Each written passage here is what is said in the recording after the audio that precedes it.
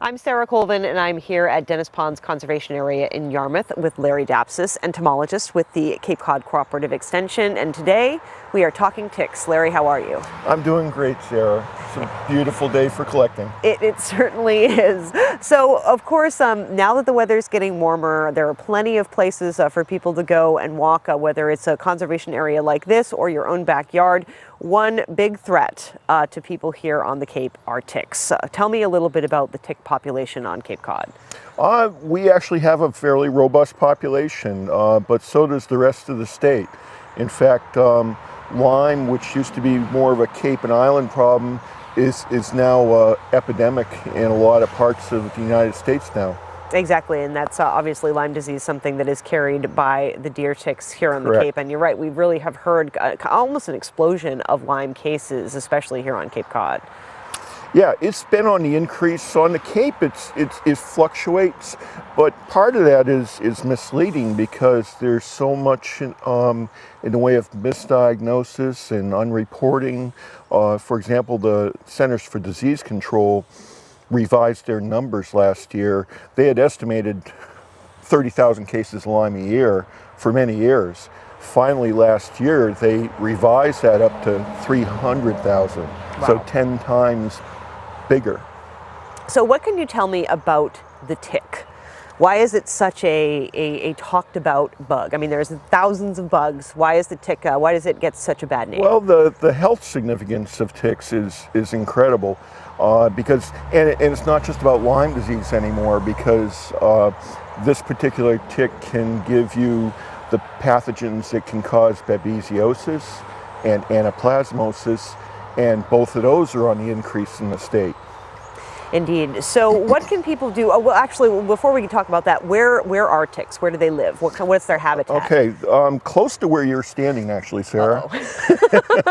And actually in the midst of where I'm standing. This leaf litter and what this forest affords is shade, high humidity, and the leaf litter, that's perfect tick habitat. So while we're in Dennis Pond, this type of area, this could be anyone's backyard. Exactly. And of course, you feel nice and safe and secure standing in that leafy. I'm kind of trying to stay away from the path because my footwear is not the most ideal for being out in this sort of condition. So talk to me a little bit about, what people should wear, and also I know there's a special treatment you can use to put on your clothing. Sure. I'm here because my job requires me to be here. So I have a kind of a risk profile that's a little different than most other people's professions and stuff. But I'm here because the last few days I've been doing surveillance work. Ticks come in different life stages. What most people have experienced the fall until the spring are the adult stage ticks. So they're about the size of a sesame seed, but they're fairly large, easy enough to see, and they don't cause as much of a problem as the other stage tick that we're interested in right now. That's the nymph stage tick. Mm-hmm. And we actually just happened to pick up our first nymph stage ticks yesterday about where I am standing. And I've got them in this little vial, and we'll try and get a close-up of that for our viewers to see. But really, I mean, looking in here, they look like specks of dirt or poppy seeds or chia seeds or something, and certainly not something that would be easy to spot. No, and that's one of the problems. The nymph stage tick, we describe it as something that looks like a poppy seed with legs, and it bites.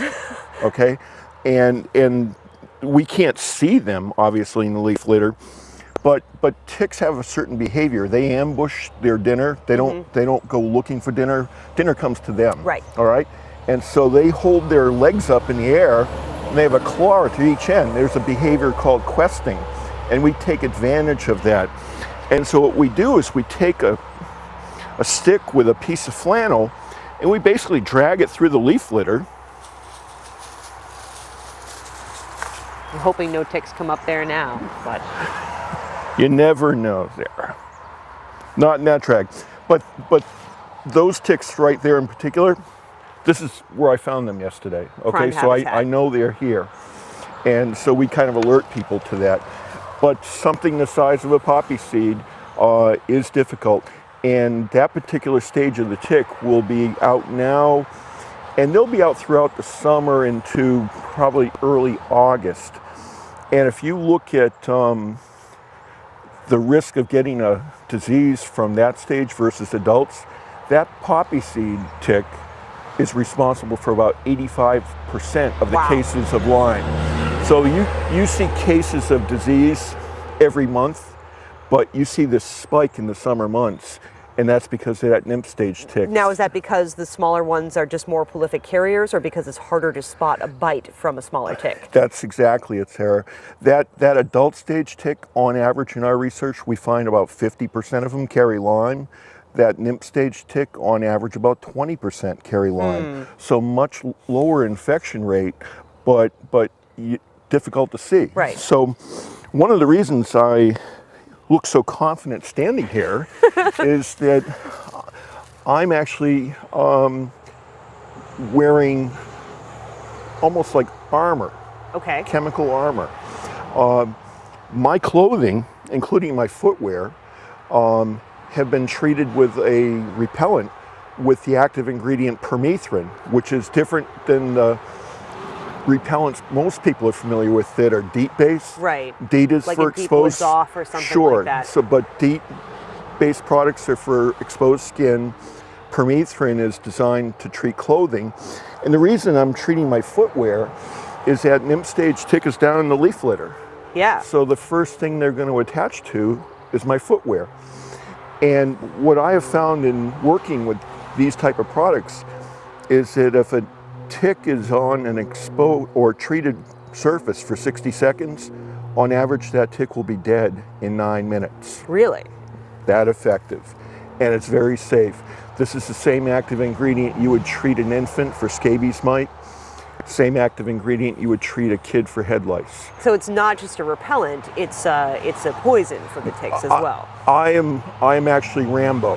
I'm walking around and if ticks attach to my shoes, they're gone. Well, I would imagine in your line of work, when you do have to be out here with the ticks, being protected is absolutely vital. No question about, going home with a tick on you. You don't want that to happen. It's a job requirement. In fact, on my first day on the job, Sarah, my director, Bill Clark, told me, he said, "Larry, you're not allowed to get sick." Okay. And I was sitting there, and he said, "Larry, if you get Lyme disease, or one of those other things, makes our program look really bad. People will lose confidence." That's right. So far, no Lyme disease, no tick bites. In the 3 years I've been doing this, I've not received a single tick bite. So the treatment that you get, is that something that is readily available? Is it something you have to apply in your clothes on a daily basis? How does it work? It's protecting yourself from tick bites is as easy as getting dressed in the morning. You can buy these products now at a number of major garden centers. The Eastern Mountain Sports, a number of hardware stores are now carrying it. The brands I've seen on the Cape primarily are Coleman and Benz. It's a matter of basically just putting your clothes over like a porch trail and your shoes on a deck and just spraying it until they're slightly moist. Okay. Let it dry and you're good to go. Permethrin bonds quite tightly and basically it'll retain its activity through 6 washings. Wow. Because permethrin's really not water soluble. And so, and I treat my footwear about every 3 weeks or so. So permethrin treated clothing is the most effective, most underutilized tool in the box. So people ask me about research breakthroughs. Larry, what can we do? And I say, we have tools that are very effective. You just don't know about it. Okay. So, but above and beyond spraying your clothes down with the permethrin, what can people do, or what should people do after a walk in the woods, before a walk in the woods, by themselves and also with their pets? Because I know that Lyme disease and tick bites are a threat for your dogs and cats as well. Sure. We've distilled down what used to be classic extension recommendations. It used to be a laundry list of 50 different things. Don't wear footwear like that. Wear pants tucked in the socks, which I never see people making that bold fashion statement on the Cape. But when we distill this down to 3 key things, protect yourself, protect your yard, and protect your pet. Under protect yourself, certainly when you come in from an outdoor activity, the best thing you can do is just take the clothes you were wearing, throw them in the dryer. Ticks can go through a wash cycle, but you put them in a dryer for 20 minutes, little heat, drop the humidity. Ticks aren't that tough. They're done. Certainly tick checks, generally it's recommended, shower. I've never seen any data on showers removing ticks, Right. but it's another opportunity for a tick check, which everybody should do, including your pets. If you find a tick on your body or on your pet's body, what should you do with that tick? Okay, there are several options now.